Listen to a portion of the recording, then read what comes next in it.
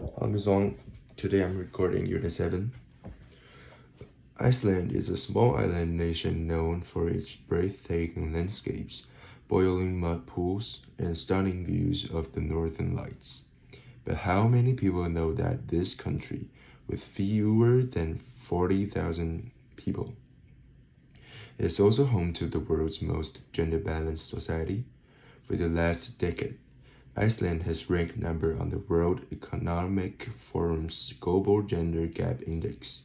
The path to equality began on October 24th, 1975, when 90% of the female population participated in the Women's Day Off to protest against wage inequality and other gender-related social injustice.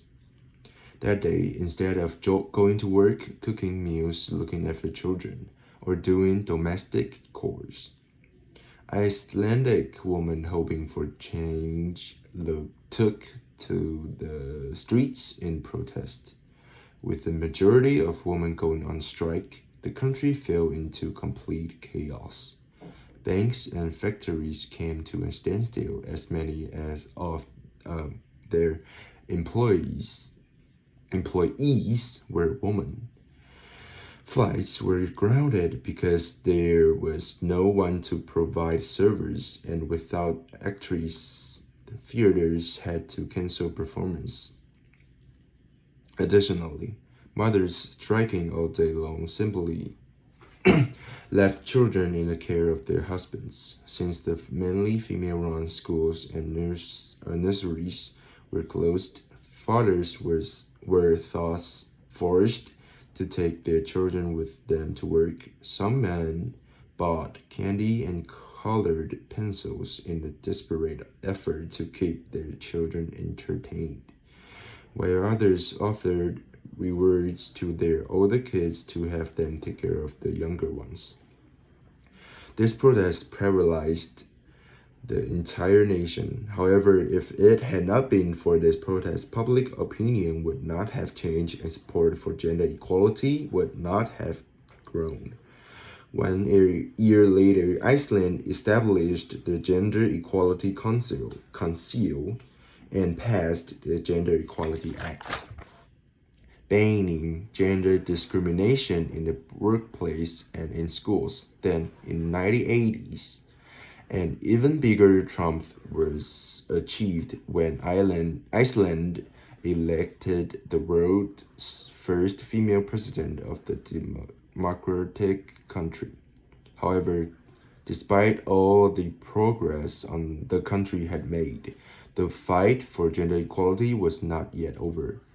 In 2005, Iceland's pay gap showed that women were, on average, still being paid on 64.15% of what men earned.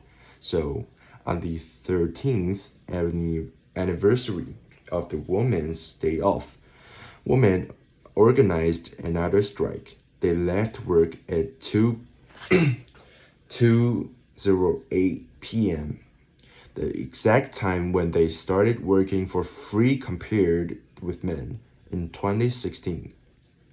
Women in Iceland again left work early, this time at 2:38 p.m.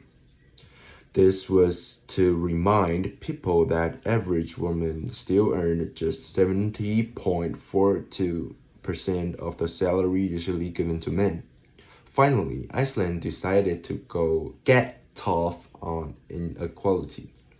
In 2018, it became the first country to legally demand that men and women be paid equally. The revolutionary new law required that companies with at least 25 employees obtain a certificate proving that they were following national equal pay politics. Otherwise, they would face heavy fines. Today, this Nordic wonderland has some of the world's strictest laws on workplace equality.